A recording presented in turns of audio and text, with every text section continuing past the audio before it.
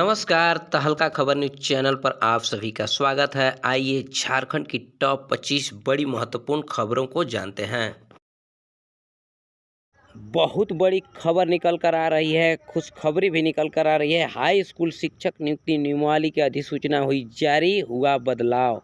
झारखंड राज्य में high school शिक्षकों की नियुक्ति का रास्ता साफ हो गया है। कैबिनेट से नियुक्ति नियमावली में संशोधन को स्वीकृति मिलने के बाद स्कूली शिक्षा एवं साक्षरता विभाग ने मंगलवार को संशोधित नियमावली अधिसूचना जारी कर दी है। नियमावली में शिक्षक नियुक्ति की योग्यता के प्रावधान में भी बदलाव किया गया है। शिक्षा विभाग द्वारा एनसीटी के दिशा निर्देश के अनुरूप शिक्षक नियुक्ति की योग्यता के मापदंड में बदलाव किया गया है। संशोधित नियमावली में किए गए प्रावधान के अनुरूप अब शिक्षक से संबंधित विषय में अभ्यर्थियों के लिए स्नातक के सभी 3 वर्ष की पढ़ाई अनिवार्य होगी। वर्ष 2009 के पूर्व बीएड सफल अभ्यर्थियों के लिए स्नातक में 45% अथवा स्नातकोत्तर में संबंधित विषय में 45% अंक अनिवार्य होगा। अनुसूचित जाति, अनुसूचित जनजाति और दिव्यांग अभ्यर्थियों को अंक में 5% की छूट दी गई है। वहीं वर्ष 2009 के बाद बीएड सफल अभ्यर्थियों के लिए स्नातक में 50% अंक होना अनिवार्य किया गया है। स्नातक में 50% अंक नहीं होने की स्थिति में नियुक्ति वाले विषय में स्नातकोत्तर में 50% अंक होने पर भी अभ्यर्थी आवेदन जमा कर सकेंगे। अनुसूचित जाति, अनुसूचित जनजाति और दिव्यांग वर्ग के अभ्यर्थियों को अंक में 5% की छूट दी गई है। पहले न्यूनतम 45% अंक के साथ बीएड अनिवार्य था। झारखंड कैबिनेट की मीटिंग में मिली पंचायत चुनाव की मंजूरी। बैठक में सरकार ने त्रिस्तरीय पंचायती राज चुनाव तिथि संबंधी प्रस्ताव को मंजूरी प्रदान कर दी है। इसके लिए सरकार ने पंचायती राज विभाग को जिम्मेवारी सौंप दी है, जिससे पंचायत चुनाव का रास्ता साफ हुआ है। जल्द होगी तिथि की घोषणा।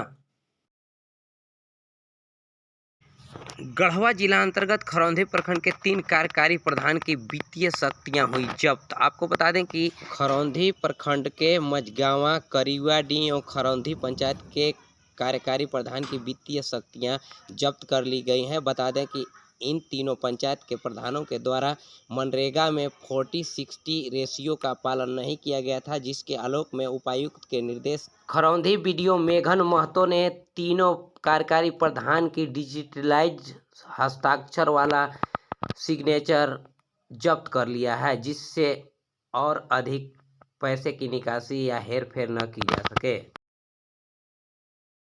झारखंड में मैट्रिक एवं इंटर की परीक्षा का रूटीन हुआ जारी। झारखंड में मैट्रिक और इंटर की परीक्षाएं 24 मार्च से शुरू होंगी। मैट्रिक की परीक्षाएं 20 अप्रैल तक, जबकि इंटर की परीक्षाएं 25 अप्रैल तक चलेंगी। इंटर का प्रैक्टिकल और आंतरिक मूल्यांकन 3 से 22 मार्च तक, जबकि मैट्रिक का प्रैक्टिकल और आंतरिक मूल्यांकन 26 अप्रैल से 5 मई तक होगा। झारखंड एकेडमिक काउंसिल ने इसका कार्यक्रम जारी कर दिया है। मैट्रिक की परीक्षाएं पहली पाली में और इंटर की दूसरी पाली में होगी। आपको बता दें कि OMR सीट व लिखित परीक्षा के बीच 5 मिनट का अंतराल परीक्षार्थियों को दिया जाएगा। मैट्रिक की परीक्षा 9:45 AM से 11:20 AM बजे तक OMR सीट पर ऑब्जेक्टिव प्रश्न टर्म 1 का जवाब देंगे, जबकि 11:25 AM से 1:05 PM तक लिखित परीक्षा टर्म 2 देंगे। वहीं इंटर में 2 बजे से 3:25 PM तक OMR सीट पर और 4:40 से 5:20 तक लिखित रूप में परीक्षा होगी। इंटर के लिए 28 फरवरी से ही एडमिट कार्ड जारी किया जाएगा, जबकि मैट्रिक के एडमिट कार्ड 1 मार्च से जैक की वेबसाइट से डाउनलोड कर सकेंगे। एडमिट कार्ड स्कूल और कॉलेजों के प्राचार्य डाउनलोड करेंगे और परीक्षार्थियों को उपलब्ध कराएंगे। वहीं मैट्रिक की प्रैक्टिकल के लिए 22 से 25 अप्रैल तक प्रश्न पत्र मिलेंगे। इंटर के प्रैक्टिकल के अंक स्कूल कॉलेज 23 मार्च तक अपलोड करेंगे, जबकि मैट्रिक प्रैक्टिकल व आंतरिक मूल्यांकन के अंक 27 अप्रैल से 6 मई तक अपलोड हो सकेंगे। मौसम विभाग की जानकारी। दक्षिणी पश्चिमी राजस्थान में एक पश्चिमी विक्षोभ आ रहा है। मौसम केंद्र के प्रभारी अभिषेक आनंद के अनुसार इसकी वजह से 24 और 25 फरवरी को राज्य के कई स्थानों पर हल्के से मध्यम दर्जे की बारिश होगी। वहीं 26 फरवरी को आकाश में बादल छाए रह सकता है। वहीं 27 फरवरी से मौसम साफ हो जाएगा। 2004 के बाद नियुक्त हुए सरकारी कर्मचारियों को भी पुरानी पेंशन। हेमंत सोरेन। मुख्यमंत्री श्री हेमंत सोरेन से आज कांके रोड रांची स्थित मुख्यमंत्री आवास सीए कार्यालय में पुरानी पेंशन बहाली की मांग कर रहे सरकारी कर्मचारी संघ के एक प्रतिनिधि मंडल ने मुलाकात की। सरकारी कर्मचारी संघ के सदस्यों ने मुख्यमंत्री के समक्ष कहा कि वर्तमान सरकार से उन्हें काफी उम्मीदें हैं। मुख्यमंत्री के प्रति आभार व्यक्त करते हुए सदस्यों ने कहा कि राज्य में यह पहली सरकार है जिसने हमारी मांगों पर सकारात्मक पहल करने की बात कही है। अपने चुनावी घोषणा पत्र में भी वर्तमान सरकार ने झारखंड प्रदेश में पुरानी पेंशन बहाल करने की घोषणा की है। सदस्यों ने मुख्यमंत्री के समक्ष कहा कि पूर्व में आपके द्वारा राज्य में पुरानी पेंशन बहाल करने निमित्त बयान पर अमल करते हुए राजस्थान आदि राज्यों ने पुरानी पेंशन स्कीम को अमली जमा बनाने का कार्य किया है। आपके नेतृत्व में राज्य में कार्यरत सरकारी कर्मचारियों के कई समस्याओं एवं मांगों पर सकारात्मक विचार किया गया है। आपकी सरकार की कार्य कुशलता का ही परिणाम है कि आज राज्य में पारा शिक्षकों की मांगों पर ऐतिहासिक निर्णय लिया जा सका है, जिस पर मुख्यमंत्री ने सहर्ष स्वीकार करते हुए उन्होंने कहा है कि जल्द से जल्द पुरानी पेंशन पर भी निर्णय लेंगे। 25 फरवरी से झारखंड विधानसभा में बजट सत्र शुरू। बजट सत्र हंगामेदार होने की आशंका, मॉब लिंचिंग, क्षेत्रीय भाषा उर्दू पर घेरेगी भाजपा। आज शुक्रवार से शुरू होने वाले झारखंड विधानसभा बजट सत्र के हंगामेदार होने की आशंका है। हाल के दौरान घटी कई घटनाओं का प्रभाव सत्र पर पड़ेगा। बरही रूपेश मॉब लिंचिंग और क्षेत्रीय भाषाओं के रूप में सभी जिलों में उर्दू को शामिल करने के विरोध में भाजपा सरकार को घेरेगी। 25 फरवरी से शुरू होने वाला बजट सत्र 25 मार्च तक प्रस्तावित है। इस दौरान कुल 17 कार्य दिवस होंगे। 3 मार्च को राज्य का बजट पेश किया जाएगा। इसके बाद बजट और अनुदान मांगों पर चर्चा होगी। 24 और 25 मार्च को सरकार विधेयक लाएगी। बजट सत्र को ध्यान में रखते हुए विधानसभा अध्यक्ष रविंद्रनाथ महतो ने मंगलवार को राज्य के वरीय अधिकारियों के साथ बैठक की। गुरुवार को विभिन्न राजनीतिक दलों के नेताओं और मुख्यमंत्री के साथ विधानसभा अध्यक्ष के अध्यक्षता में मीटिंग हुई, जिसमें विधानसभा अध्यक्ष रविंद्रनाथ महतो ने कहा है कि सभी दलों के नेताओं से मेरा अपील रहेगा कि विधानसभा सत्र सुचारू रूप से चले और जनता का कार्य हो। बीत रहित शिक्षा संयुक्त संघर्ष मोर्चा ने हड़ताल का किया ऐलान। मोर्चा के अध्यक्ष सुरेंद्र झा ने कहा है कि बीत रहित शिक्षा नीति के तहत हम लोग 35 से 40 वर्ष तक सेवा दे रहे हैं। वहीं झारखंड अलग नहीं हुआ था, एकीकृत बिहार के ज़माने से हम लोग पढ़ाई करते आ रहे हैं, मैट्रिक और इंटर की पढ़ाई करते आ रहे हैं, जिससे हमारी कोई भी समस्या का समाधान नहीं हो रहा है। जबकि झारखंड अलग होने के बाद नियुक्त पारा शिक्षकों का स्थायीकरण कर दिया गया, सेवा स्थायी कर दिया गया, उन्हें वेतनमान प्रक्रिया देने पर विचार कर रही है, लेकिन हमारी समस्या नहीं सुन रही है। अगर हमारी समस्या नहीं सुनी जाती है तो हम भी विवश होकर हड़ताल करने को मजबूर होंगे। पुलिस को मिली बड़ी सफलता, 15 लाख का इनामी बलराम समेत 10 नक्सली गिरफ्तार। रविंद्र गंझू की पत्नी ललिता भी पकड़ी गई। झारखंड के लोहरदगा के पेशरार में नक्सलियों के खिलाफ अभियान के दौरान बड़ी कामयाबी मिली है। ऑपरेशन के दौरान पुलिस ने 15 लाख के इनामी बलराम उरांव समेत 10 नक्सलियों को गिरफ्तार किया है। गिरफ्तार लोगों में माओवादियों के शीर्ष नेता रविंद्र गंझू की पत्नी ललिता समेत 3 महिलाएं शामिल हैं। नक्सलियों के पास से बड़ी संख्या में हथियार, गोली बारूद, विस्फोटक मिले हैं। बलराम माओवादियों का जोनल कमांडर है। अन्य गिरफ्तार लोगों में शीला खेरवार, शैलेश्वर उरांव, शैलेंद्र मरकुस नगेसिया, बी कोरवा, मुकेश कोरवा व 2 अन्य नक्सली शामिल हैं। जानकारी लोहरदगा एसपी प्रियंका मीना ने दी है। लालू यादव ने जमानत के लिए खटखटाया हाई कोर्ट का दरवाजा। चारा घोटाले से जुड़े डोरंडा कोषागार मामले में सीबीआई की अदालत के फैसले को चुनौती, मांगी जमानत। चारा घोटाले मामले में सजायाफ्ता लालू प्रसाद यादव ने झारखंड हाई कोर्ट का दरवाजा खटखटाया है। लालू प्रसाद यादव ने उच्च न्यायालय में याचिका दाखिल कर सीबीआई की विशेष अदालत की ओर से सुनाए गए फैसले को चुनौती दी है। सीबीआई कोर्ट ने गत 21 फरवरी को डोरंडा कोषागार से हुई करीब 139.35 करोड़ रुपए की निकासी के मामले में लालू यादव को 5 वर्ष की कैद तथा 60 लाख रुपए जुर्माने की सजा सुनाई थी। अपनी याचिका में कोर्ट के फैसले को चुनौती देने के साथ साथ आरजेडी सुप्रीमो ने जमानत की मांग की है। इसमें उन्होंने सजा की आधी अवधि पूरी होने के साथ साथ बढ़ती उम्र और 17 बीमारियों से पीड़ित होने का हवाला दिया है। झारखंड में जल्द होगी पंचायत चुनाव। 23 से 25 फरवरी तक निर्वाचित पदाधिकारी का प्रशिक्षण प्रारंभ हो गया है। त्रिस्तरीय पंचायत चुनाव के आलोक में राज्य निर्वाचन आयोग के ताज़ा फरमान के बाद फिर एक बार पंचायत चुनाव को लेकर सुगबुगाहट तेज हो गई है। आयोग द्वारा सभी जिला निर्वाचन पदाधिकारी सह उपायुक्त को पत्र भेजा गया है, जिसमें आयोग ने कहा है कि राज्य में त्रिस्तरीय पंचायत का आम चुनाव शीघ्र संपन्न कराया जाना है। उक्त निर्वाचन के निमित्त आयोग स्तर पर सभी निर्वाचित पदाधिकारियों का प्रशिक्षण शुरू हो गया है, जो 23 फरवरी से चलकर 25 फरवरी तक चलेगी, जिसमें त्रिस्तरीय पंचायत चुनाव के लिए अलग अलग पदों के लिए अलग अलग निर्वाचित पदाधिकारी नामित हैं, जो इस प्रशिक्षण में भाग लेंगे। जिला परिषद सदस्य के लिए अपर समाहर्ता यानी एडिशनल कलेक्टर, पंचायत समिति सदस्यों के लिए एसडीओ, अनुमंडल पदाधिकारी, मुखिया के लिए अंचल पदाधिकारी तथा वार्ड पद के लिए प्रखंड विकास पदाधिकारी को निर्वाचित पदाधिकारी बनाया गया है। बिजली सब्सिडी का लाभ अब 400 यूनिट से अधिक खपत करने वाले बिजली उपभोक्ताओं को नहीं मिलेगा सब्सिडी। बैठक में बिजली उपभोक्ताओं को मिलने वाली सब्सिडी स्लैब में संशोधन किया गया है। अब 400 यूनिट से अधिक बिजली खपत करने वाले उपभोक्ताओं को सब्सिडी नहीं दी जाएगी। झारखंड में मध्याह्न भोजन के लिए पूरक पोषाहार के लिए राशि हुई विमुक्त। बच्चों को अंडा देने के लिए जिलों को 32.7 करोड़ रुपए आवंटित की गई है। झारखंड मध्याह्न भोजन प्राधिकरण ने एमडीए में अंडा के लिए राशि आवंटित कर दी है। जिलों को 32.7 करोड़ रुपए आवंटित की गई है। यह राशि 31 मार्च तक के लिए दी गई है। उल्लेखनीय है कि राज्य के 17 जिलों में ही स्कूलों में बच्चों को मध्याह्न भोजन दिया जा रहा है, जबकि 7 जिलों में फिलहाल कक्षा 8 तक कक्षा संचालन नहीं हो रहा है। आकलन परीक्षा से पहले सहायक अध्यापक शिक्षकों का सर्टिफिकेट होगा जांच। सहायक अध्यापक शिक्षकों के प्रमाण पत्रों की जांच प्रक्रिया जल्द शुरू होगी। शिक्षकों के आकलन परीक्षा के पूर्व प्रमाण पत्रों की जांच की तैयारी है। शिक्षकों के प्रमाण पत्रों की जांच की जिम्मेदारी संबंधित प्रखंड के प्रखंड शिक्षा प्रसार पदाधिकारी की होगी।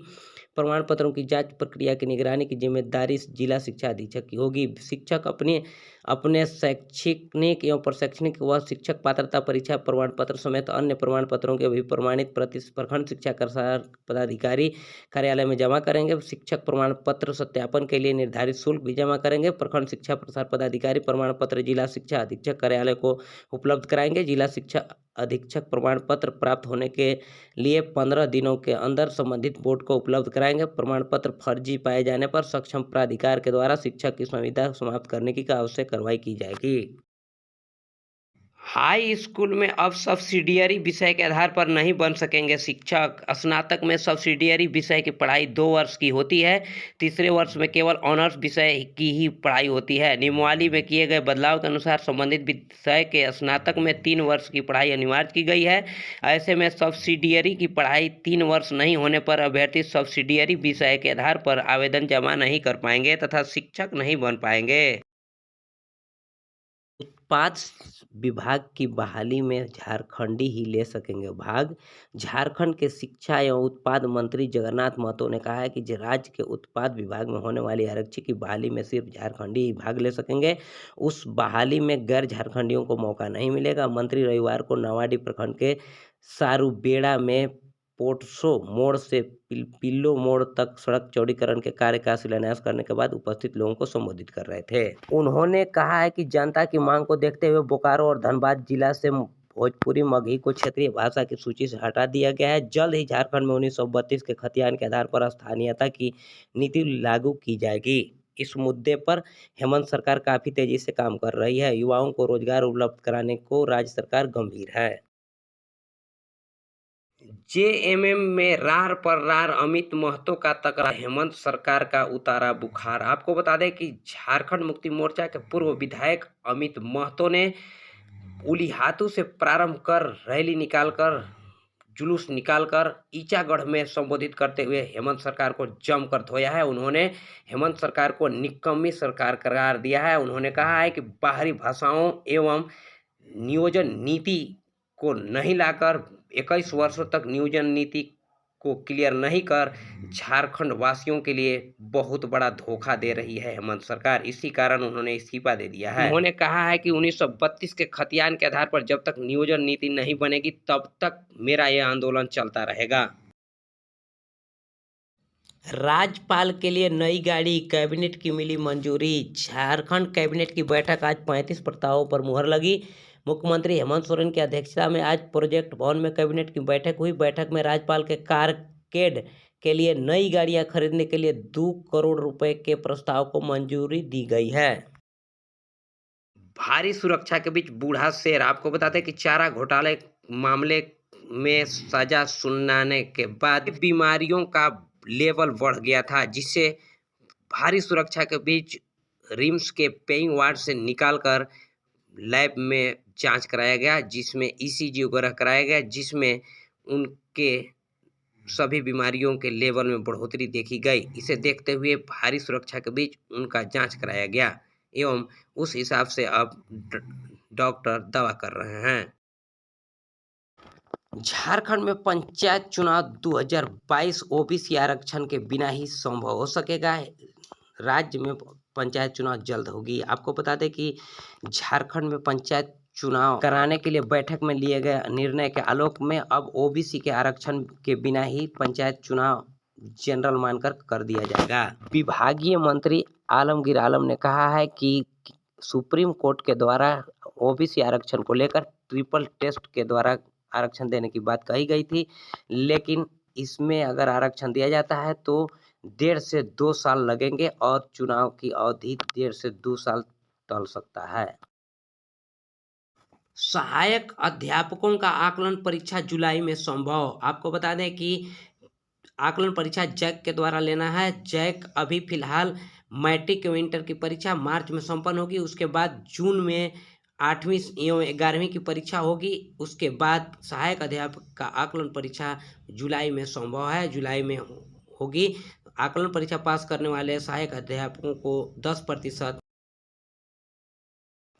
पारा शिक्षकों की तर्ज पर सेविका सहायिका की भी होगी सेवा अस्थायी। झारखंड के शिक्षा मंत्री जगन्नाथ महतो ने कहा है कि पारा शिक्षकों की तर्ज पर 24 फरवरी से सेविका सहायिका को भी अस्थायी करने के लिए विचार विमर्श किया जाएगा। प्रक्रिया शुरू करने की तैयारी है।